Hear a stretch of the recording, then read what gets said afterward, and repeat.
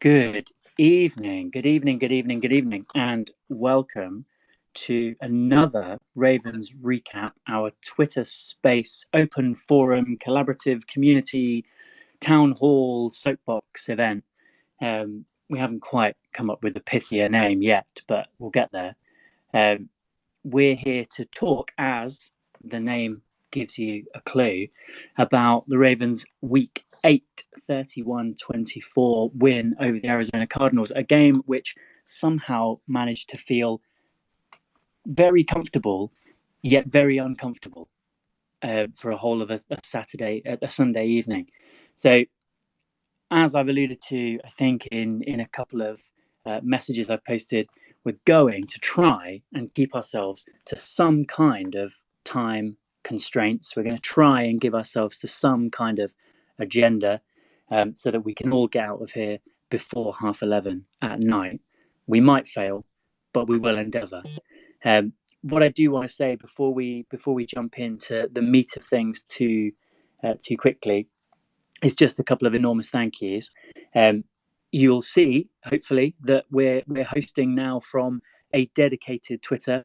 So it's not my little picture from Twitter. It's not my face with two cream scones over the eyes. We've got a dedicated Twitter for hosting this. So centralizes all of it, stops irritating my family with notifications every time I go live, but also gave Foz an excuse to create some really cool looking graphics that you can see in the header and in the profile picture. So an enormous thank you to Foz, primarily for forcing me to do a Twitter, but also for supporting it in doing these graphics. And then we're really excited. Today's development is that our YouTube channel is up and running. So these spaces are recorded. I download the audio from Twitter every week after we finish, and we can now post that as an audio file onto YouTube, using some of those graphics that Foz has created for us. For those who aren't able to join or are dipping in and out and want to catch up and just cannot get enough Ravens content, even if it's just some people getting together and having a chat rather than a formalized podcast or film study or anything like that. So let's jump straight into talking about Sunday, the game that took the Ravens to 6-2 on the season, sitting sort of pretty comfortably among the division leaders in the AFC there. I think they're all tied on 6-2, so we're in pretty esteemed company following that. Before I go into some of my talking points, those that have jumped in and requested the mic, what are the sort of key takeaways that you're bringing from Sunday's game? What's your sort of one-line summary of Sunday?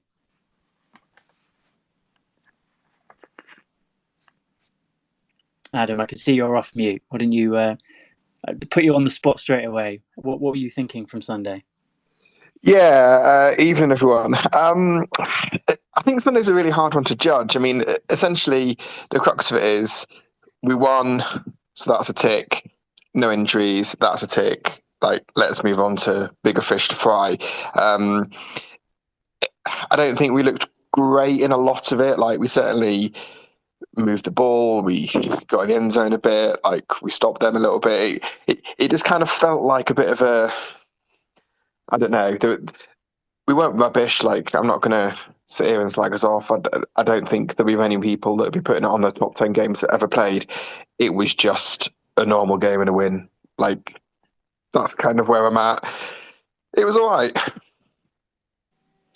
I think it was all right is probably where I'm at as well. I think it's one of those classic, don't get too high, don't get too low kind of games that if you really wanted to dig into it, you could find some things to get nervous about. You could find some things to say it wasn't as efficient as we've had before, or it wasn't quite the offensive performance that we had against the Lions. Is that something we should be panicking about? I think the answer is no. I think it's one of those, we said going in, I think that Arizona are just one of those teams that seem to not go away. They lose a lot of games, but they lose them in quite a scrappy little hang around fashion. And that just seemed to be the order of the day again. Even in those sort of late stages when onside kicks and late points and all those sorts of things, I don't think I ever really felt that nervous. It seemed like a game that we were always going to get over the line by hook or by crook, and we did. And it seemed as though we did it without really coming out of second gear. So I think that's absolutely right, Adam. One of those, let's not get too high, let's not get too low, kind of games coming out. Rich, you've got the mic as well. What's your takeaway from Sunday? If you want to come in and join us. Yeah, I mean, I think in the week running up to it, there was a bit of a feeling, wasn't there, of this is a potential trap game for us, and we won, and as Adam kind of said, it wasn't spectacular, but the plays that needed to be made were made, and I just think put it behind us, move on. We've got some tough games coming up. We've got some divisional games coming up. So just take the win, get out of there. I'm glad we're healthy.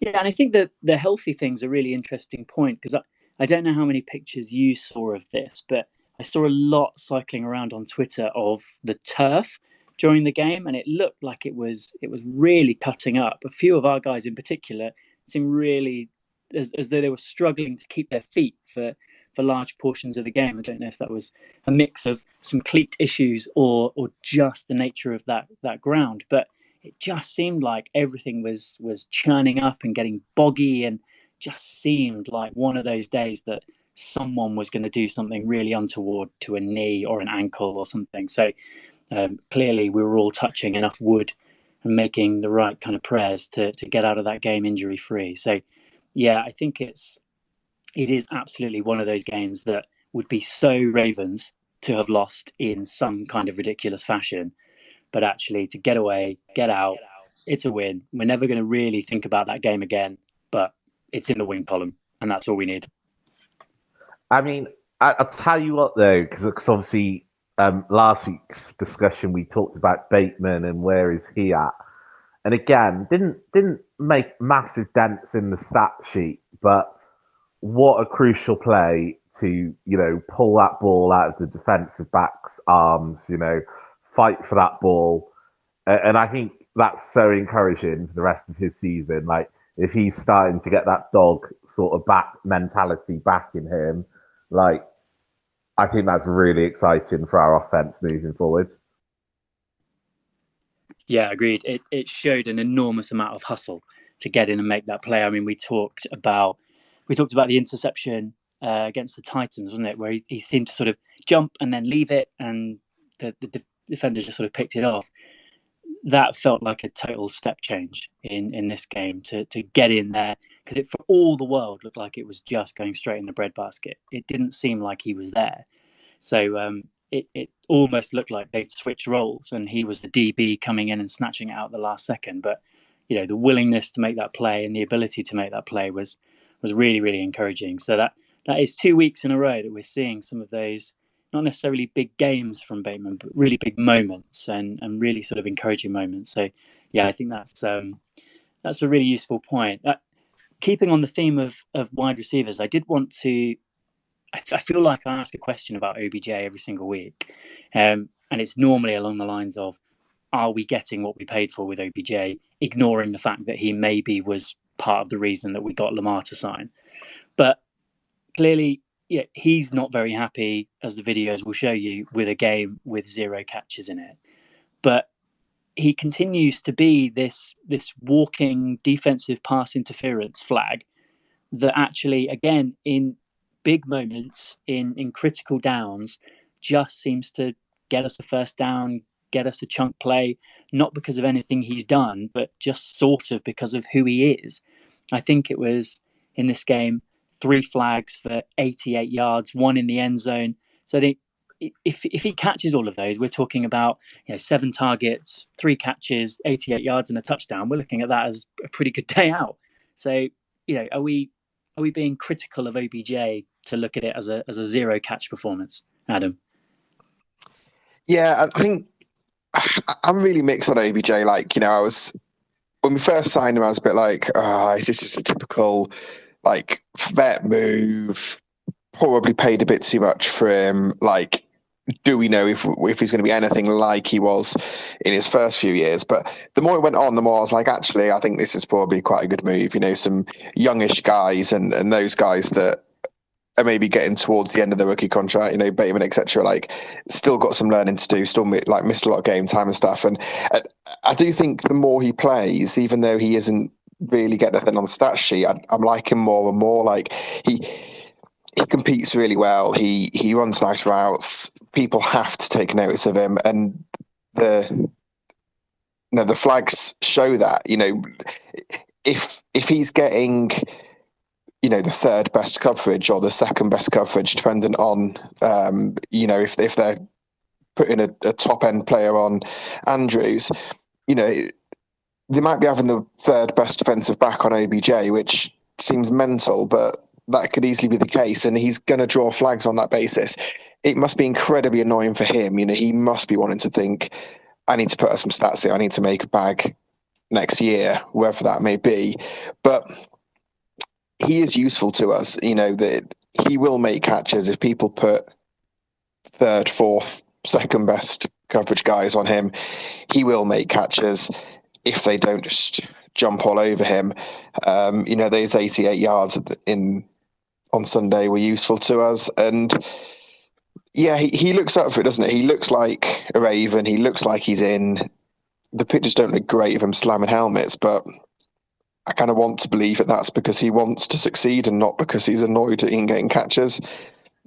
So yeah, and I don't know.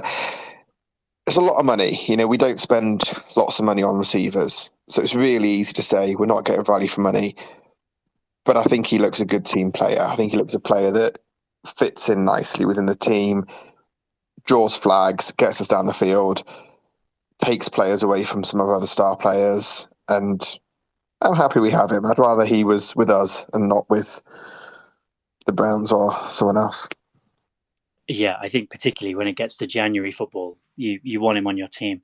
I personally, I love the helmet throwing. I love that he's getting that pissed off about not getting the ball. I think that's what we want, and I think that's what Todd Monken said when we brought him in, was he didn't know any players like that didn't want the ball, that didn't get pissed off if they weren't getting the ball, and whether it is because that touchdown would have moved him closer to getting one of those incentives in the contract, or what, or it's just about proving the doubters wrong to say, actually, I really am back. I sort of don't care. I love it. I think he's one of those guys. Again, we saw it in London, winding up and getting involved with Jeffrey Simmons.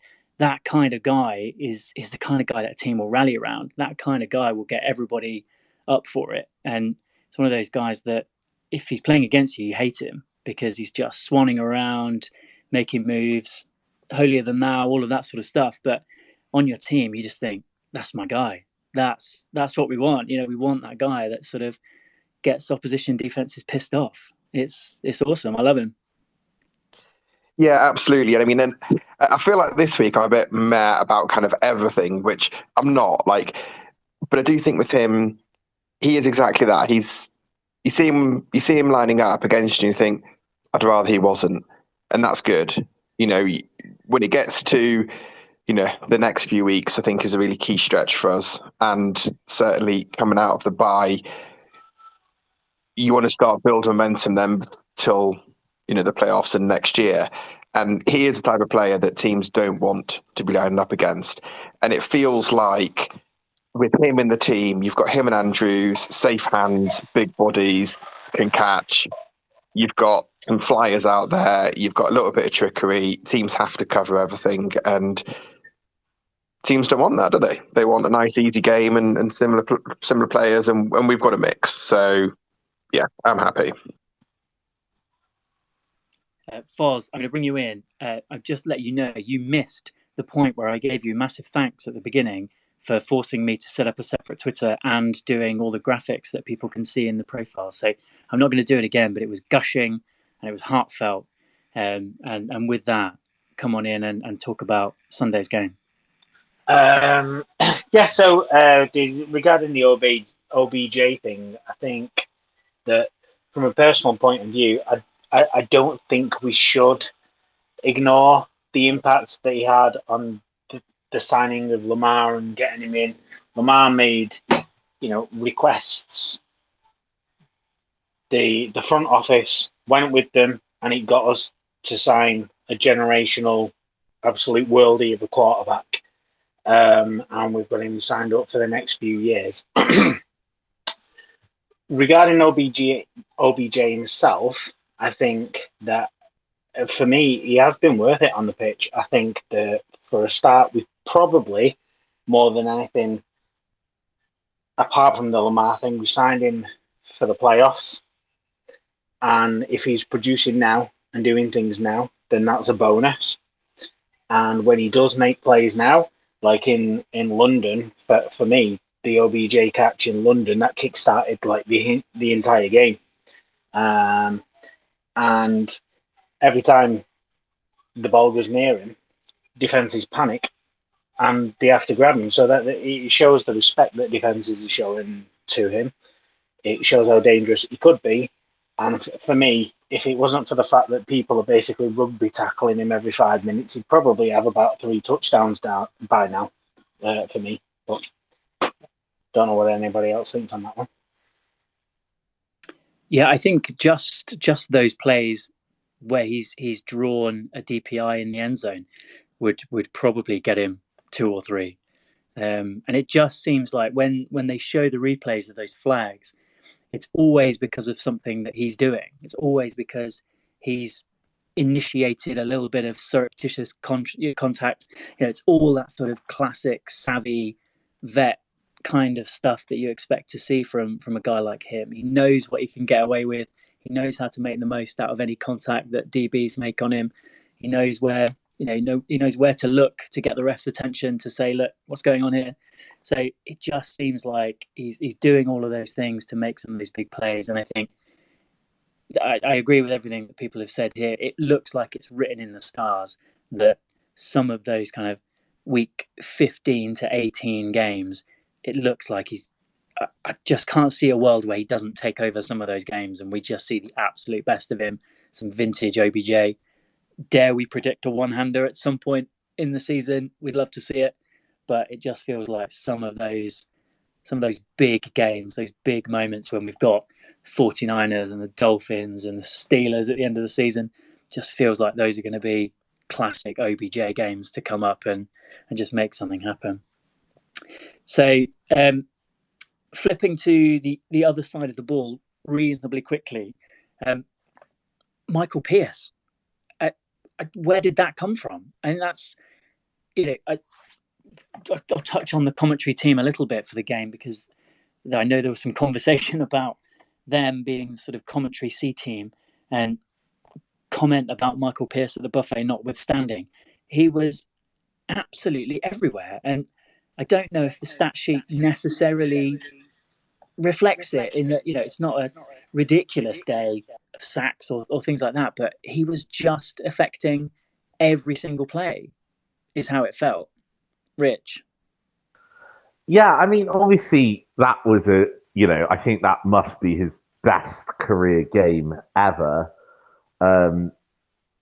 Maybe that first ever preseason game where he got 2 sacks to get himself on the team, he might put that one down. But he's been so good for us this season, hasn't he? I mean, every single game, it feels like he's made a play. And if we go back to London, obviously he got that BS roughing the passer play.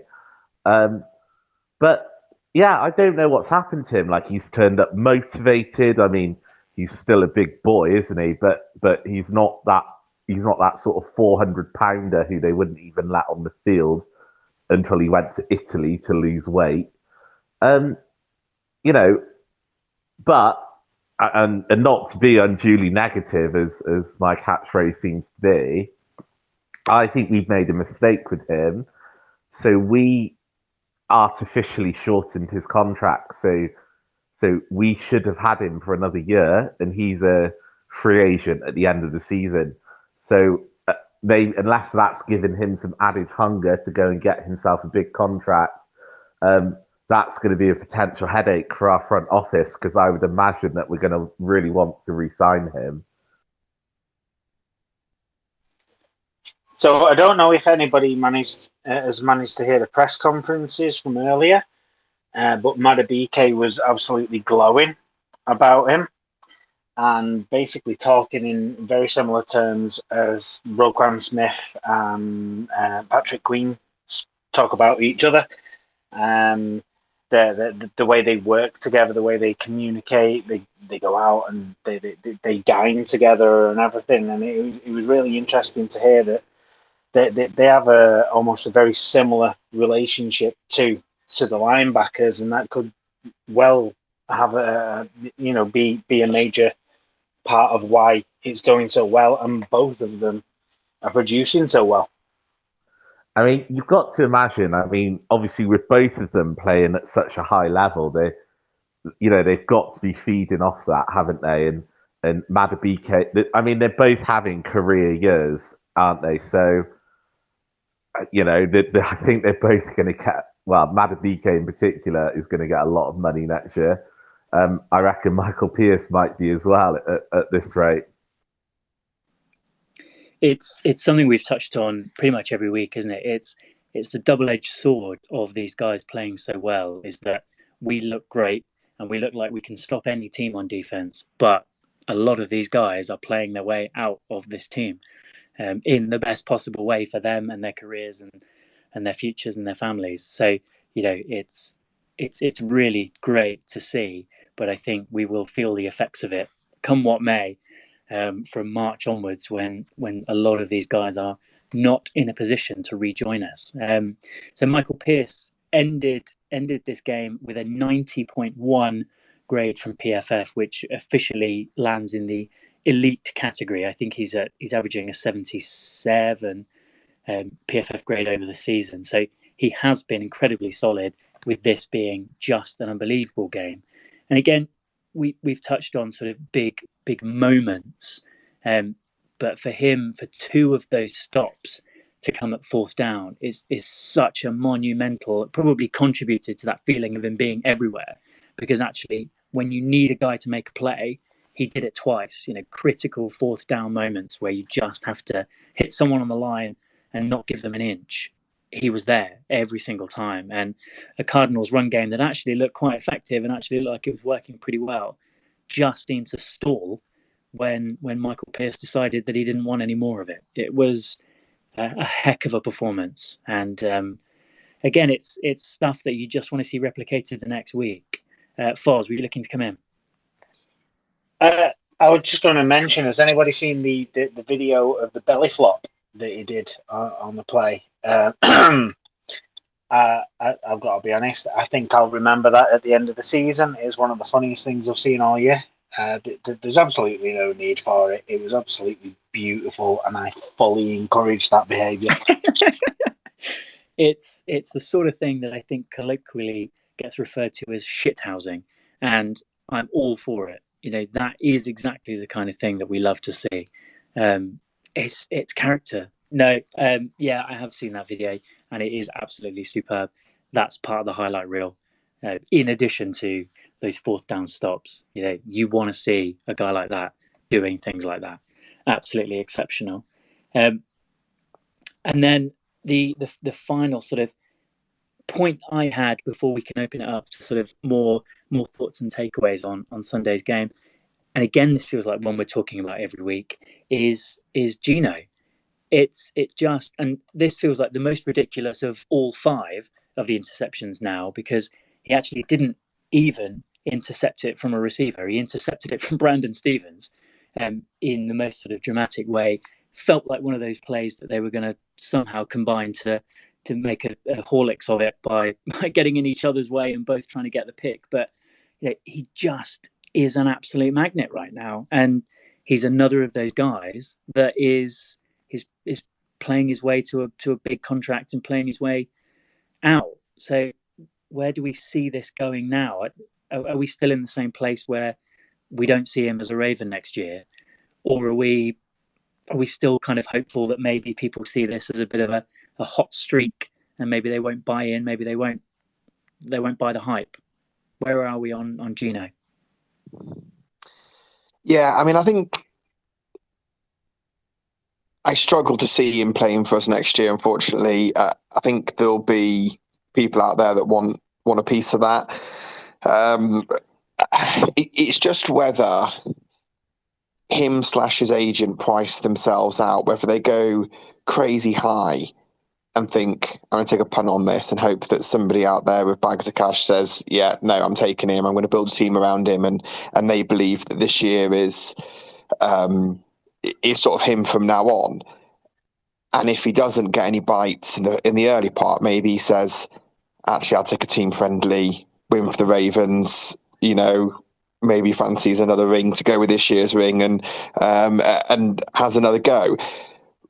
But I kind of feel there's going to be enough teams out there that's going to be sniffing around that take him. And I think, unfortunately, there's just a lot of players like that. Certainly the big boys up front, they're going to get sniffed out.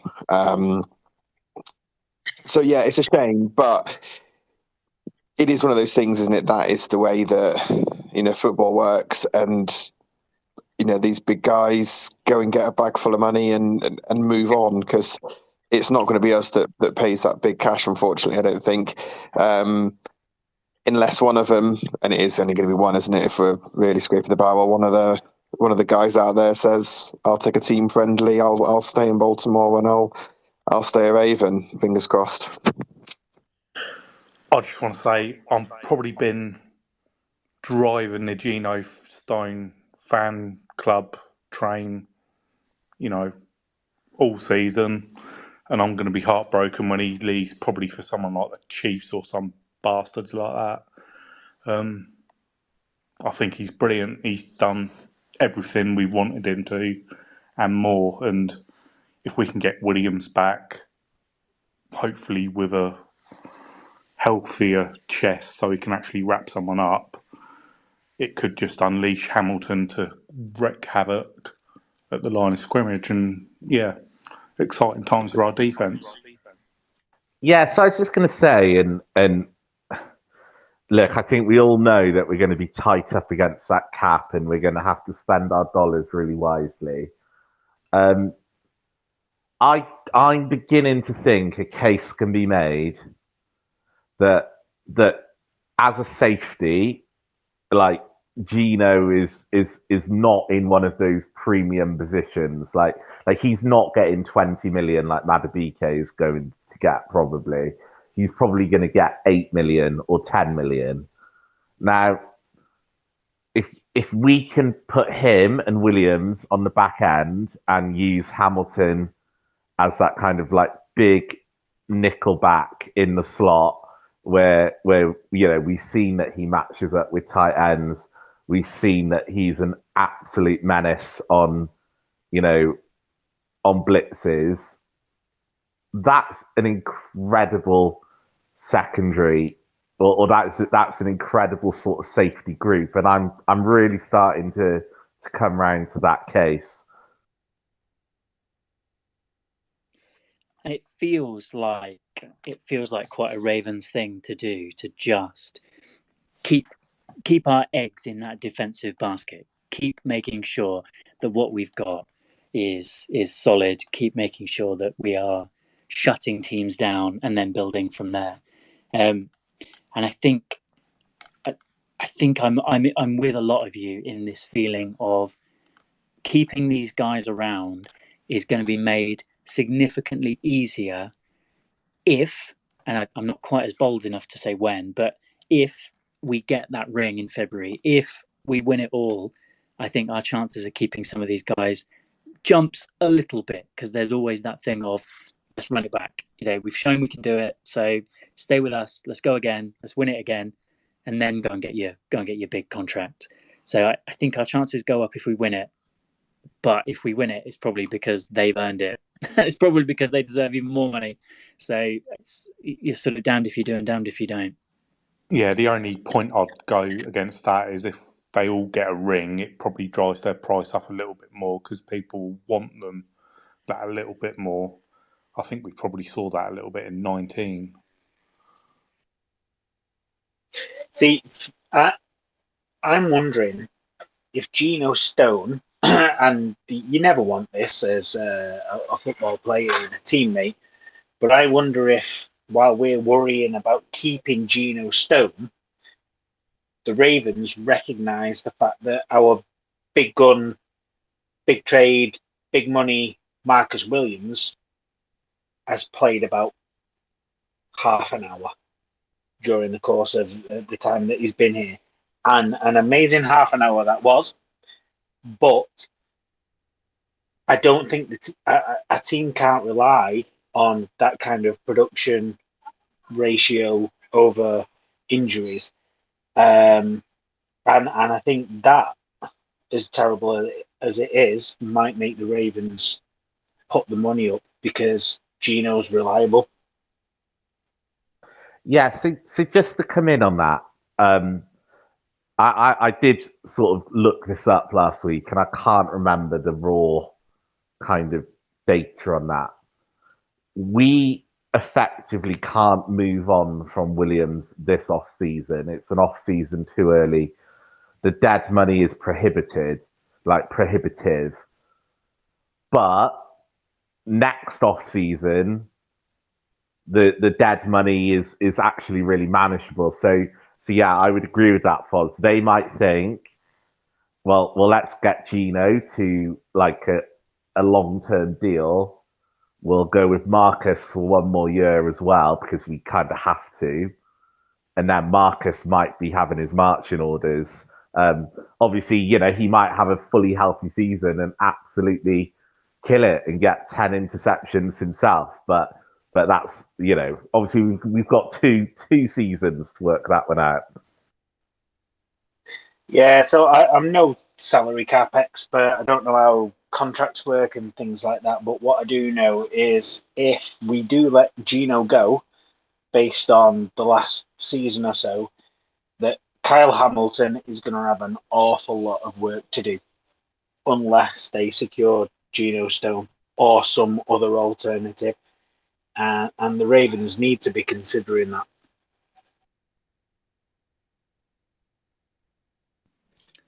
So it feels like the questions are not going away, and again, it's that thing of the questions we're asking here are all for the right reasons. We're asking these questions because these guys are playing so well, not because we're desperately trying to move away from guys that are underperforming. We're scratching our head trying to figure out how we keep hold of all of these players that are playing at an absolutely elite level, which of all the problems to have is one of the nicest. Oliver, you've requested the mic. No obligation to come straight in, but I will, put you on the spot immediately. Is there something you wanted to come in and contribute on that one? Nothing original, unfortunately. No, sort of echoing previous point, I think, do we sort of just deal with the massive cost for Geno, my generation's Ed Reed, and just to allow Kyle Hamilton to do what he does and sort of just in essence suck it up and hope for the best? Because I think with the way Kyle Hamilton's playing now, if we change his role, how does that affect his play?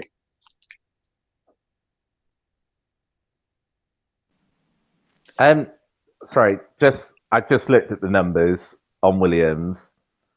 So this off season is we save $18 million, but there's a $26 million dead cap hit. So yeah, Williams is definitely going to be on the team, just from a cap point of view. Could we do the old post-June cut thing? Not saying I would. I'd keep Williams, but is that an option, or is that included with the numbers you've just quoted, Rich?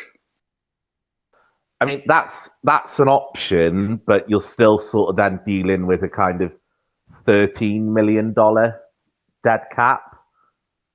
So, obviously, it does make it better, but you're dealing with that for the next 2 years. Then, if that's if you full on release him. I'm not. I think if you sort of found a trade for him, I don't think it's as bad.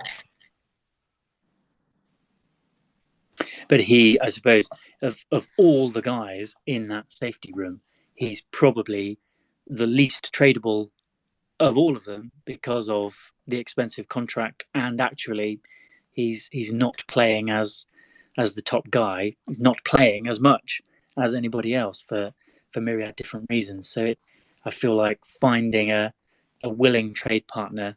I don't know. The Bears seem to make some questionable decisions, so maybe they'd jump in, or someone like the Falcons or something might jump in and bite a hand off or something. But it seems as though he's sort of in this limbo space of, if he comes back and hits the kind of levels that I think we saw at parts last year, then we're going to keep him and we're going to be perfectly happy doing so. If we keep seeing this sort of one-armed, slightly hesitant movement towards the ball, then we're probably in a bit of a sticky situation, because his contract plus Gino probably feels unsustainable for the safety position. Interestingly, just looking at the PFF stats for the defense as a whole on Sunday, Gino came in as fifth best grade for a Ravens defender. Michael Pierce, unsurprisingly, storming ahead with that 90.1. Brandon Stevens having yet another really, really nice day. You know, he's been one of those guys that has absolutely stood up and made his voice heard and taken the leap with a 79.2. Roquan with sort of his standard 78.5, always seemingly in that ballpark. Travis Jones with a 71.9 as the Ravens' fourth best defender on the day. You know, it feels like a guy floating under the radar, but dare we posit the idea that actually we've got a Madubuike 2.0 waiting in the wings in Travis Jones? Should I put my tin hat on and duck at the prospect of saying that? But is losing Madubuike the worst thing in the world if Travis Jones is hopefully making some leaps? Yeah, I mean, I think for me, I've always quite liked Travis Jones, what he potentially could bring. I mean, we haven't seen an awful lot of it, but you know, I was always quite hopeful that he would be the type of person that would mold into it. And as we often see with some of these players, it takes them a few years to get into it. Just very quickly on the Geno Stone contract bits and pieces, I think there's also a bit of a thought process that in the grand scheme of pure physical money, Geno Stone isn't going to be asking for as much as, you know, a Madubuike, for instance. And maybe they think, look, we've only got a finite amount of money. Do we just stock up on the secondary, knowing that we're not going to have, you know, the presence up front that we are having at the moment?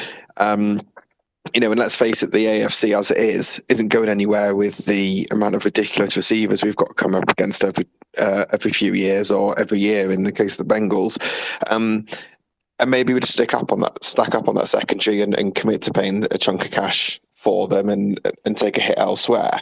But going back to Travis Jones, like I think some of these players have got to start stepping up. You know, they aren't stupid. They know that there are some big names on that front that are not going to be at the club anymore, and they've got to show that they can step into the boots and take that, you know, take those reps and realistically put themselves in the shop window for a big bag themselves. Yeah, absolutely. Foz, you came off mute. Were you looking to come in on that conversation as well? Not got anything significant to add, really. I just Travis Jones, when he was he a pick from last year, I believe. Anyway, in his first year, he was a bit of an unknown, and then he just hit the ground running and started smashing people left, right, and centre, and then got injured. And I was quite behind the guy. He was like, you know, my guy. So in a Geno Stone, Rory type way. And then he got injured and sort of disappeared for quite a while, and he's come back and he's playing just as well as he did before, except for the fact that he's got a couple of people there just in front of him that are playing even better. I think Travis Jones is going to be I think he's going to be a baller long term, which is only a good sign for the future. I'm going to ask a question as someone who is openly ignorant of the effect of scheme and defensive coordinators and all of these kind of things. It's something that I've tried desperately to dip my toes into understanding, but I still don't get it. So I'm just going to embrace my ignorance in respect of that. These leaps that we're seeing for Brandon Stevens, Geno Stone, Travis Jones, Justin Madubuike, how much of that do we attribute purely to them? How much of it can we lay at the door of Mike McDonald?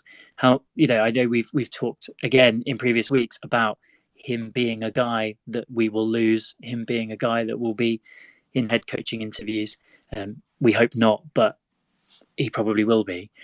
How much of these leaps, because of how many there are across the defense this year, how much of this leaping forward can we put in Mike McDonald's camp? I mean, look, I don't know if I can really talk about what Mike McDonald is doing, but I think I can talk about the players. So for Brandon Stevens, for instance, so he was a running back turned cornerback who we drafted as a project, who we tried to make into a safety, who is now back at cornerback out of necessity. So I kind of think with him, like, is it just the fact that potential is now being reached? This is his third year in the system, and this is his second year playing cornerback in the system, and maybe he's reaching the ceiling that he always had. I think if I think about the D line and people making plays on the D line, so we talked about, Michael Pierce, Madubuike destroying people up the middle. Absolutely. I think with Madubuike sort of taken a fourth year leap in his play. But then, we signed people like Clowney and Van Noy who are destroying people on the edges. And there's only five offensive linemen. They sort of have to line up and work out where the threats are coming from. And maybe it's a bit of pick your poison, where we can block you up the middle, but then Van Noy is going to cause some chaos on the edge, or we can block Van Noy, but now we're a bit weaker in the middle. So I don't know if it's just we seem to just have a lot of talent, and I don't know if it's one of those where they just can't defend everybody on every play. I can't really talk about McDonald. I don't have that expertise. As somebody same as Richard, without really, I'm not a coach's film watcher. There's too much silence for my liking. I've got all I would say is that I think it's a case of the sum of all parts. So I think we've got a perfect storm. We've got an excellent young defensive coordinator that's he's been around, he's done the college thing, he's come here. Obviously, he knows one of Harbaugh's family members, which is why he got here. But he does the job, and he does a good job, and we are significantly better than we were previously. But each individual player, except, and this isn't me calling out, because I am absolutely certain he's injured still. Humphrey hasn't quite been hitting his heights, but everybody else is picking up weight. They're supporting each other, and they're all working together incredibly. And as I mentioned before, Madubuike talking about what's his name? Sorry, forgive me. Anyway, Madubuike was talking about his relationship, and Rokan and Queen with their relationships. I think there's a lot going on with camaraderie. I think spirit is high. I think everybody is really they're in a feel good moment. They're working well together, and like I say, I think it's a sum of all parts. I don't think any one thing is a major contributor. I think we've got a really, really good mix that is working really, really well. Which is another positive sign, because it means we're not in one of those spaces where if one of those things goes down, we're completely done. You know, we look at previous seasons where you say we suddenly lose a couple of cornerbacks and it feels like the whole thing falls apart and people can just throw straight over the top of us. It feels like, I think you're right, Foz, there's so many positive things right across it and off the field that actually it's going to take quite a lot of things going wrong. And I'm touching all the wood that I can find just to make sure I'm not jinxing anything. But it's going to take quite a lot to go wrong for things to start to unravel. Adam, sorry, I think I cut across you. You came off mute. Please come on in. Yeah, no worries. So I think there's a couple of really good points in there. I think what Foz is saying about some of all parts, I think, is absolutely right. And one thing I was going to mention when we talked about OBJ earlier is I wonder whether a lot of these vets that we've either bought in or that are now developing into vets are actually making a big difference in this as well. So where Rich said about, you can't block all of us, there is probably no team out there, potentially the Eagles might have something to say about it, where you just can't block all of our people that are going to be coming at you.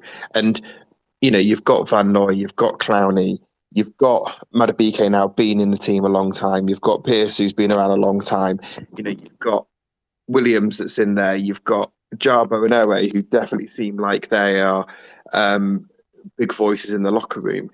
You've obviously got Roquan, who probably is, an actual captain and a metaphorical captain for the team. You've got all these big names that know exactly what to say and when to say it and when to give the push, and when we, might have had a couple of downs or we're not onto it. They kind of gear each other up, and how much of that is adding to a lot of these players who are having standout seasons. Is it because of them? And I think that we seem like we might have a little bit of that across all aspects of the team now, which obviously is only going to help. Yeah, I agree entirely.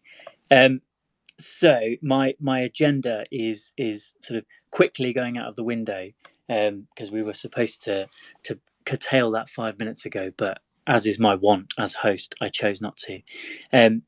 I will move us forward, only ending with a very quick nod to Kevin Zeitler, not just for a solid performance again, that right side of the line looking very solid, but becoming only the 17th player to do the full sweep, to have beaten all teams across a career. I mean, that's a hell of a feat. That shows the longevity and the quality and all of those sorts of things. So he will never hear this, but an enormous shout out to Kevin Zeitler. That's a hell of an achievement and a hell of a career. So where I wanted to bring us next was, well, ultimately what turned out to be a bit of a damp squib, which is the question of trades. We all sat and we all were refreshing Twitter all day yesterday, and we all probably had Rappaport and Schefter and Garofolo notifications on in case anything came through. And outside of a few, there are conversations, they've reached out here, they're thinking about an approach for X, Y, and Z.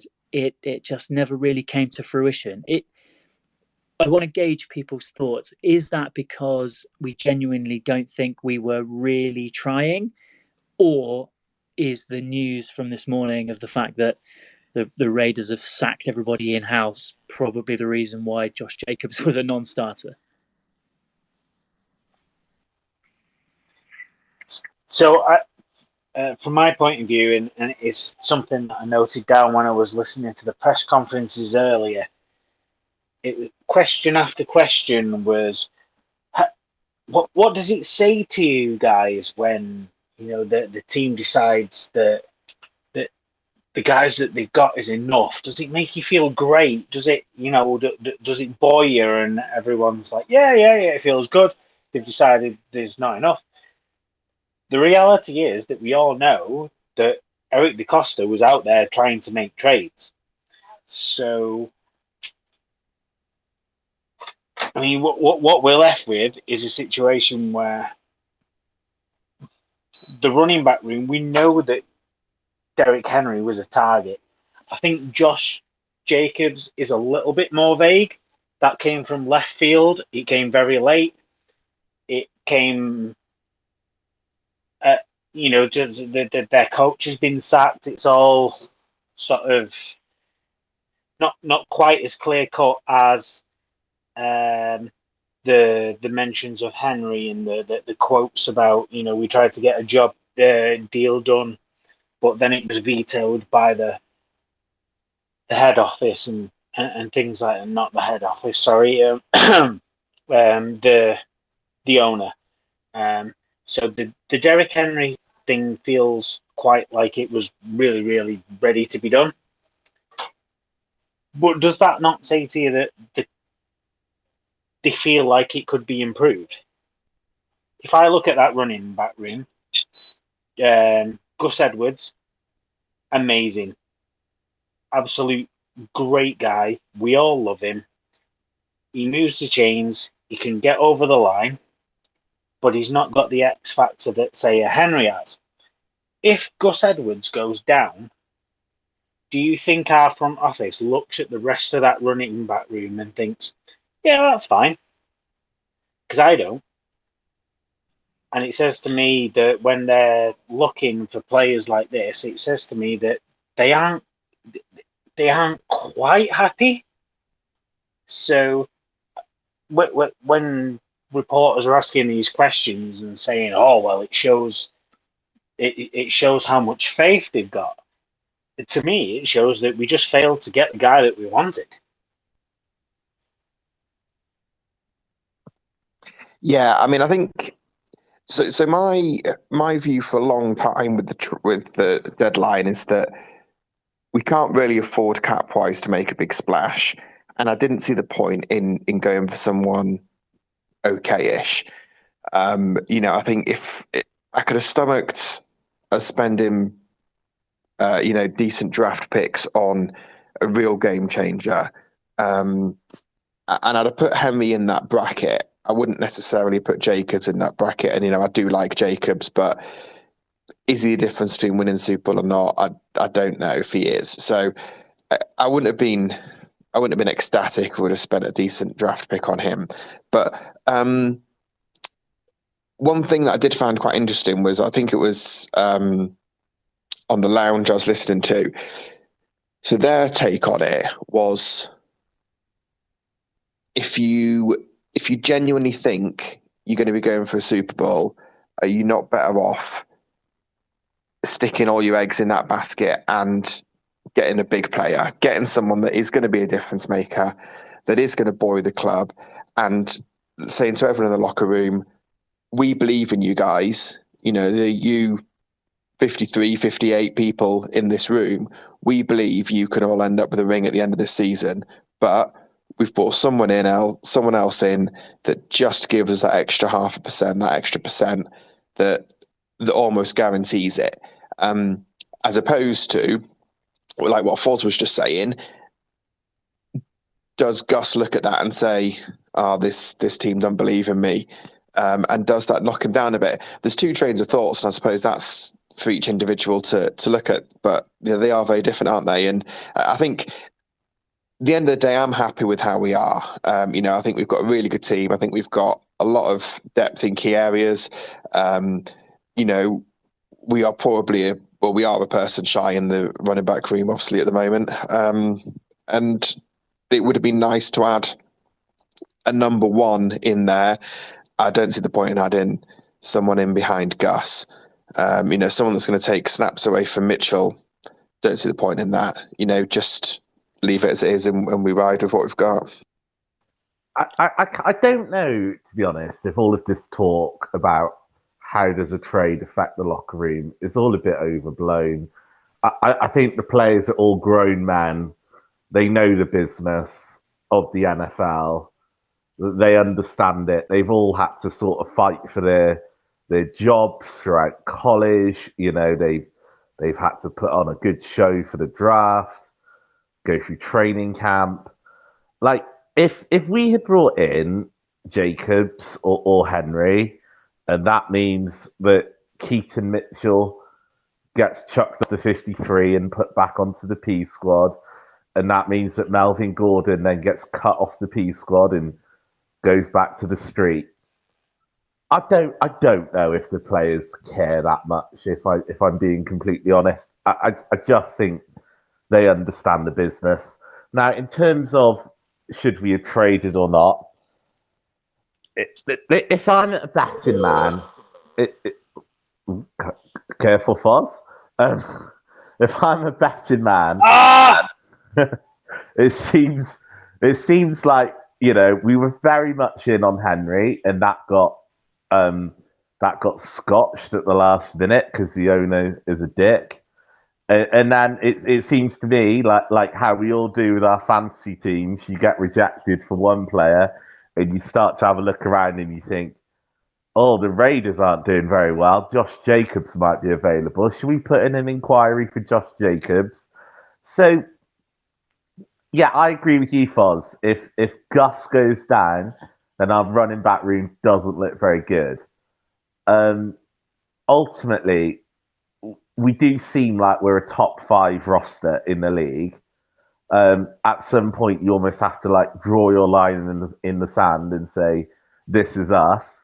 We're going to win it with this group, or we're not." But I've never liked the idea, with the way our cap is going to be next year, of giving up a premium draft pick for a guy that we probably can't afford to re-sign next off season anyway. So I was actually really happy when that deadline came and we hadn't made the trade. I just thought, we've got a great team, stick with it. I completely bought into the Derrick Henry hype, not from the Super Bowl perspective, not because I was adamant it would have taken us over the top. I bought into it solely because the prospect of the Week 18 game against the Steelers at the bank with Derrick Henry just running over them filled me with absolute joy. What would have happened after that, postseason playoffs, I sort of didn't care. But just the prospect of not just them, I mean, every team that we face between now and the end of the season, every team having to account for that absolute juggernaut in Derrick Henry, plus Lamar keeping it, plus any of our receivers being open, I just feel like it would have been unstoppable. I mean, we saw one of the plays that we talked about last week against Detroit, that sort of triple option thing of it looked like Gus was going to get it, then it looked like Lamar was going to keep it, and ultimately turned out to be a little dump off to OBJ.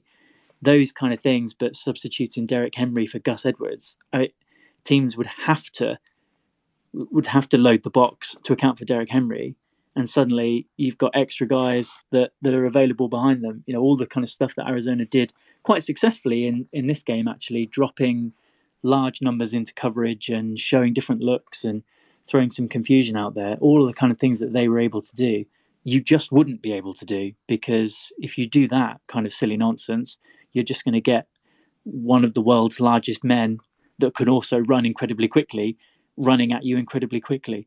So it just, I was completely bought in. I was absolutely bought in, because I think it would have just been majestic. It would have just been the most fun thing to watch in the entire world, and it still is with Gus Edwards, because he can pound the rock with the best of them. But I just feel like Derrick Henry would have been that level beyond. So yeah, I was fully bought in. But as we always say, fuck the Titans, and that's the way that goes, unfortunately. It seemed as though actually aside from that, it was pretty quiet. We talked in the weeks leading up about edge. We talked in the weeks leading up about maybe someone in the secondary, maybe some cornerback depth just to help out over there. But on actual deadline day and the couple of days before it, all the possibilities of us being in for Daniil Hunter or us being in for Young or Sweat, that all seemed to disappear, and those guys, a couple of those guys got wrapped up pretty quickly in Young and Sweat. So clearly, defensively, we are pretty happy. It would seem, and maybe running back was just that extra 5% to get over the top. Outside of running back, is there anyone that we're sort of forlornly looking back and saying, oh, I wish we'd gone for that guy, particularly seeing the kind of values that people had been traded for? Was Sweat or Young someone that anyone would have been biting hands off for at the prices they went for? I think a third for Young seems quite reasonable. Gutted we didn't get Brian Burns, so Rory, try harder next time. But as what we've said so far is, with our squad, it didn't feel like other years where you're sat there afterwards thinking, what the fuck are we playing at? I think aside from the depth issue at running back, we've got a squad that I think is good enough, and the only people you can add to that sort of squad are genuine superstars. How many of those are about? Not many. I've left thinking, I'm not that fussed. And that I thought. Sorry, Rich, go ahead. I was just going to say, I thought that Young trade was a really clever bit of business for the 49ers. So they paid a third rounder. Now, obviously, that means that he's in the building. If they can sort of scrape the cash together to re-sign him and want to do that, it's a bit easier for them. But ultimately, unless he sort of gets himself hurt again, the chances are very good that when he hits free agency, he's going to obviously earn himself a monster contract. And so they will have given up a 24 third round pick, and they will get a 25 compensatory third round pick, or probably either a third or a fourth pick compensatory. So I actually thought that was really clever. Sorry, go on. No, I think that's absolutely right. As an aside, I would absolutely love to be a fly on the wall on any and all salary cap conversations in San Francisco, because as much as we talk about penny pinching and squeeze on the cap that we have to deal with, I think they've got the vast majority of their cap for next year locked up in about 5 or 6 players at the minute. So they are going to be scraping a number of different barrels to try and fill that roster out. So the likelihood of Chase Young getting that extension in San Francisco seems very, very slim indeed. So that brings us to the next item on our agenda, and actually we can talk about a team who did make a late trade towards the deadline, which is the Seattle Seahawks, who brought in defensive lineman Leonard Williams. I think pretty universally seen as a good move for Seattle, bolstering a defensive line just in time to play us. So clearly we were all absolutely delighted about that. And it feels like that's crystallizing as probably one of the most important matchups of this game, is how effectively our offensive line can deal with not only their defensive line, but also the threat of Bobby Wagner coming at you, and a rookie cornerback in Devon Witherspoon who's playing like every bit the 5th overall pick, if not more, so far this season. So looking ahead now, based on everything we've seen of the Ravens and everything that we've seen of Seattle so far this season, what do we think is is the key to victory for the Ravens? What's going to be the thing that gets us the win if we happen to win on Sunday? I think we're the better team, so I think we just have to execute. We need a clean game where wide receivers don't drop the ball, where Lamar doesn't throw a silly interception, where there's not a fumble at the match point between Lamar and Hill. I think if we play a clean game, we are just better than them. Yeah, I think I'm not as confident, I don't think, as Rich. I do think this will be Adam, I can see you off mute, but I can't hear you. I don't know if that's just me. Oh. I can hear him. Oh, cool. I'll shut up then.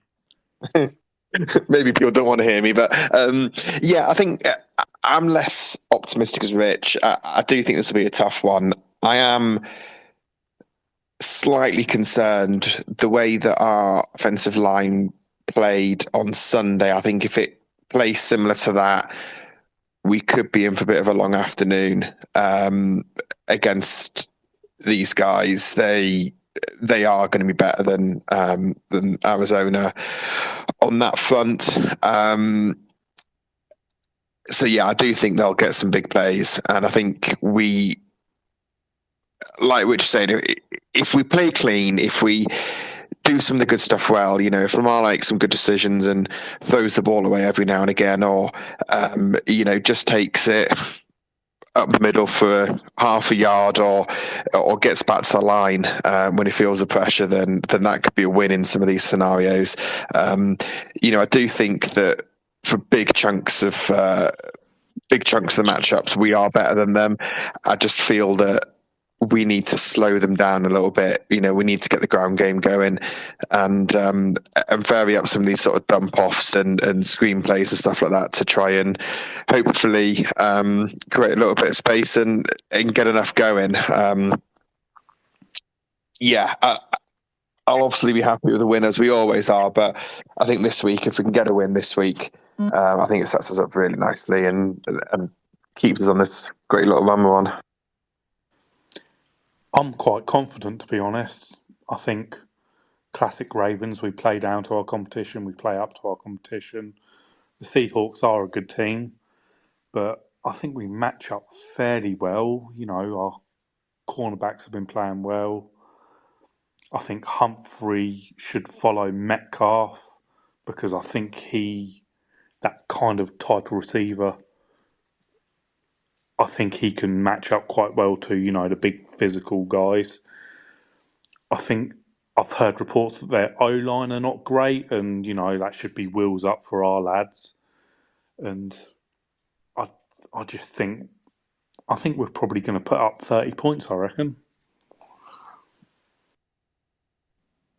I love to hear that. And I have to apologise, Adam. I don't know why I couldn't hear you, but the fact that everyone else could is grand. So apologies if anything I say now is a complete duplication of what you were saying. But I just think I'm a lot less nervous about the Seahawks now than I think I would be if this was this time last season when Gino just seemed to have a rocket up his backside and was playing in a way that I don't think anyone had expected. He isn't that guy this season, and we have to respect their wide receivers. You have to respect Kenneth Walker. They've got playmakers, but so have we. And I think that's that's probably the feeling we have to take into every game this season. In that, it doesn't matter how good other teams are, we are really, really, and actually we can match up against anybody now. So I'm not as afraid as I thought I might be coming into this season based on everything we've seen so far. Foz, you're off mute. Are you looking to come in? Yeah, so I might be the old harbinger of doom, but I'm looking at the fixture Or have I list. gone down? Has everyone lost me? Is that what's happening? I can hear Foz, Ash. Oh, bollocks. Yeah, I can hear Foz fine. Oh, it's Ash's turn to ruin it. There we go. Right. So I'll just keep going until Ash comes back. So I'm looking at the fixture list from this year. And I'm looking at Texans, rookie quarterback. Bengals, Joe Burrow was broken. Colts, we got beat by a rookie. That was Gardner Minshew then, wasn't it? Browns, yeah. Steelers, we got beat. Titans, Lions, Cardinals. For me, this is far and away our toughest test yet. Now, I wouldn't say that DK Metcalf is anywhere near as scary as we like to think he is. I think he's amazing at the breakaway plays.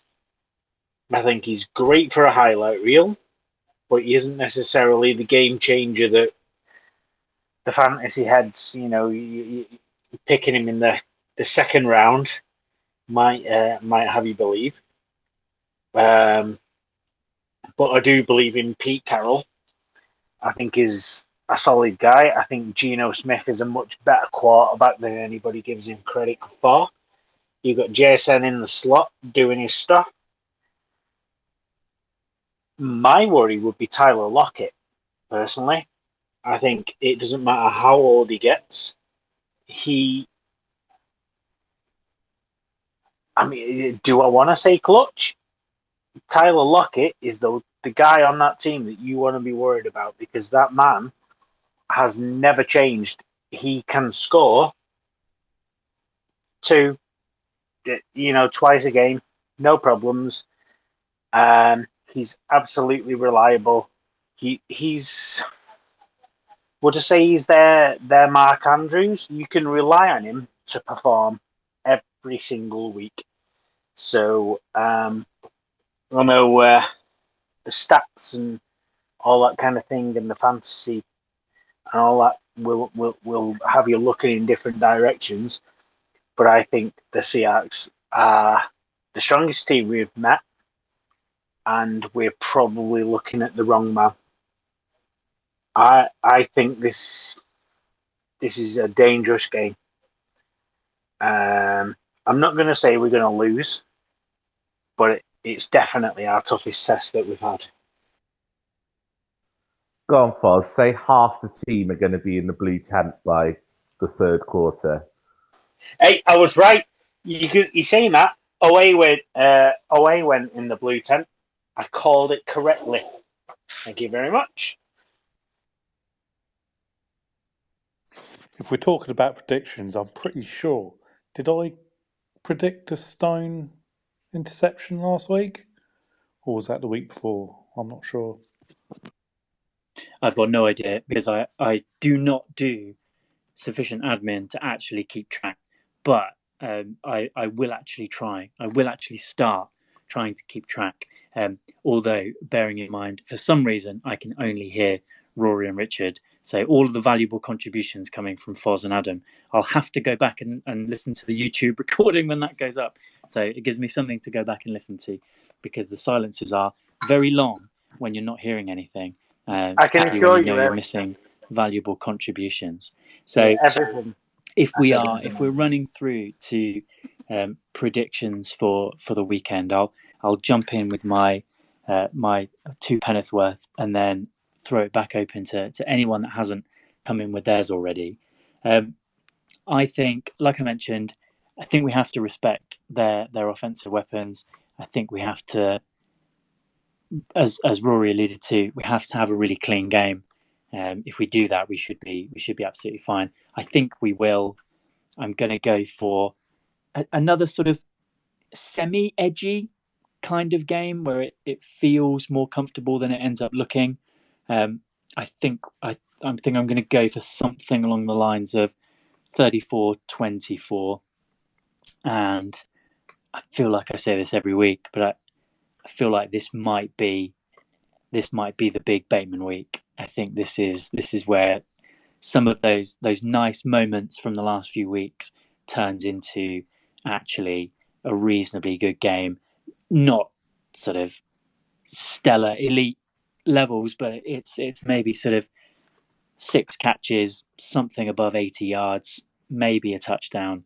I think this is that performance that we can look at and go, hold on, we might have Rashad Bateman back, and then we become an even scarier proposition. So that's where I'm at. I'm going 34-24. Rashad Bateman, big statistical day than we've seen before to build on some of those big moments. So I'll throw the floor open to those who I can hear and those who I can't hear, to pick up where you left off in terms of who hasn't come in and given a prediction and a player prop so far. I don't mind jumping in. I just want to say on Bateman, because I kind of missed the early chat about the Arizona game. That was such a great catch from him when he worked back to the football on the throw that Lamar threw downfield. That's a trust building catch, so it would be great if we could get him a little bit more involved. On the Seahawks game, I've already predicted we go over 30 points. I think we go, let's say 33-27, but the scoreline's a little bit closer than the game. I think the Seahawks score a late touchdown to make it a little bit more respectable for them. And let's for a player prop, let's go a fumble recovery for Geno Stone. Just continuing an enormous year, moving away from picks and diversifying his portfolio into fumble recoveries, just to add a few more bucks onto that big contract. Love it. So I'm going to go with a sort of, I think I'm going to go 25-19. And I think it's going to be a stressful kind of last couple of minutes with the Seahawks driving, and will we or won't we stop them? But I think my player pick or player prop, I think, well, I'm going to go with a Patrick Queen sack. I'm going to go with a Carl Hamilton sack. And just for good measure, I'm going to go with a Madubuike sack. So that's three. I'm going for a triple. I'm getting those odds up. So if it hits, I'm going to feel really smug. I am definitely going to look at what the odds would be of that triple as soon as we finish, to see what kind of money we could get back, because that feels like it's worth a quid. Adam, Foz, if either of you have already given predictions, then you can tell Rory and Richard, because I won't be able to hear you. But if you haven't, please come on in. Let us know how you think this one's going to go. Yeah, so I've been flipping my head all the way since you guys have been talking about this. I'm going to go 27-24 to the Seahawks. I don't know why. I just feel like it might be a bad week. Fingers crossed not. I'm going to go opposite ends on a prop. I'm going to go that Lamar has more turnovers than TDs. And I'm going to say that Bateman gets a TD. One question, what's wrong with you, Adam? I don't know. I just got a bad feeling this week. But last week I said that we'd scored 27 points more than Arizona, so I'm clearly not very good at this. Fingers crossed I'm not very good at it.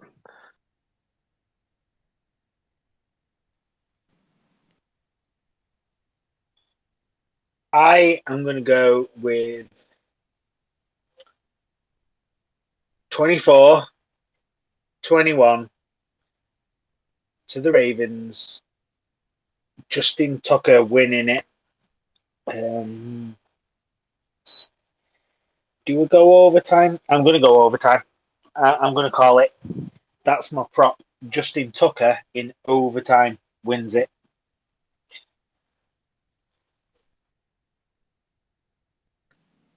So now I feel like I definitely need to go back and listen to the recording of this after the fact, just to find out what Adam said that caused Rory to be concerned about him, and then what the response was to that question, to find out what is wrong with Adam. So there we go. I feel like there's even teasers within this for me, and I'm supposed to be here listening and hearing it all. So even I've got a reason to go back and watch the YouTube and get those numbers up. So there we go. It all feels like it's coming together. But I do feel like we're reducing the number of technological gremlins every single week. So by the time we get to week 12 or 13, although that's around bye week time, we'll be sweet. We'll be above board. We know exactly what we're doing by that point. Yeah, to be fair, these gremlins sound like a Elon Musk issue rather than our issue. So fucking sort it out, Musk. I can't wait for our player props during the bye week. I'm Lamar on a jet ski, OBJ like in a club. Like what are we going to be going that week? I really bloody hope it's not Lamar on a jet ski. I think can the key tell thing you. I don't want to see. I think the key thing is where's Taylor Swift playing on the bye week, because that's where they'll be. Yep. I'm all for it. They can turn that screen on anytime they like. Regarding our bye week, I'm gonna make. I'm gonna make 2 player props for the bye week. Rashad Bateman is going to take a photo of himself looking at the floor, and Marlon Humphrey is going to say something absolutely ridiculous during that week because he's got nothing better to do. You're really missing out here, Ash. You definitely have to listen back on the recording because that was a lot of questionable content from both Adam and Foz. Oh, why is That's it the 2 guys outrageous. that I can't hear? I think we might have to edit the last maybe 10 minutes. Yeah, I mean, obviously, not for Ash, just for the record. I think probably me and Foz are the only sensible people on here. Agreed. See, my problem now is I'm going into like angsty teenager mode where I'm just panicking that actually the things that I can't hear are all personal attacks on me, and I'm going to listen back, and I'm going to be flung into a pit of despair when I hear about all the things people say about me when they think I can't hear them. I can promise you they wasn't, but when we've got 6 minutes before this is supposed to end. Has anybody got anything? What, anything nasty to say about Ash? Yeah, pretty much. So I think, Ash, because you wouldn't have heard that, Foz was just kind of saying if we're technically supposed to be wrapping up in about 5 minutes, and possibly given the technical issues, should we just call it now? Yeah, I mean that was actually my plan. So now that we've gone round robin, now that we've given everyone a chance to give their player props and predictions, let's call it to a close, and I can go to bed and panic about all the things that have been said about me, or find out that actually this was just an elaborate bit that you'd all planned for Foz and Adam to just come off mute and sit silently for 2 minutes at a time, and then Rory and Richard to pretend that they could hear them. If I find out that that's what's happened, then I will doff my cap, because actually that would be an incredible effort. So fair play to you if that's what you've done. But I'm assuming that that's not what's happened, and that actually I will go back and listen to some really insightful commentary from Foz and Adam when I re-listen back. Maybe we could just try that next week. Please don't. Please don't. Yeah, we're definitely going to do will that. not handle it. Yeah, I'm devastated that we've got that. I'm not going to lie. Let's bring proceedings to a close. I've got something to go back and listen to. I really value all the things that I have heard. I'm looking forward to hearing the things that I haven't heard. As always, we will try to make things more seamless, more interactive. Everything can be better, so let's try and make it better next week. And we will reconvene at our normal day, our normal time. We will aim again for Tuesday night, 8:45 UK time. Children, illness, sort of notwithstanding. So hopefully we don't have that again. We will be downloading all of this. We will be packaging. I think I mentioned at the very beginning, but an enormous shout out to Rick from the WhatsApp, who has done an incredible job in packaging last week's recording into a YouTube video that is live now. I will tweet the link out to that on this account in a second. He said it was really easy. I don't understand how it works, so I don't believe him. I think actually it was probably really difficult, and he's just very good at this kind of thing.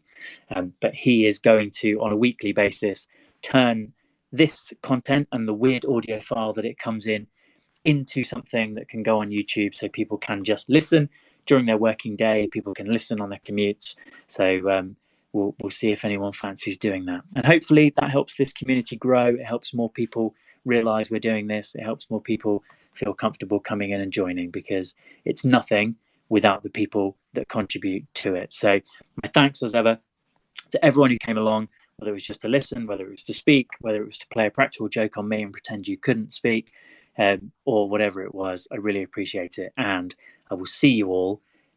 I was going to say same time next week, but it won't be. I'll see you on Tuesday next week, where we talk about the Ravens' emphatic win over the Seattle Seahawks and preview the following week's game for week number 10.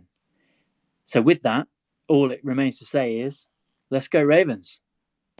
See you next Tuesday. See you next Tuesday. Let's go.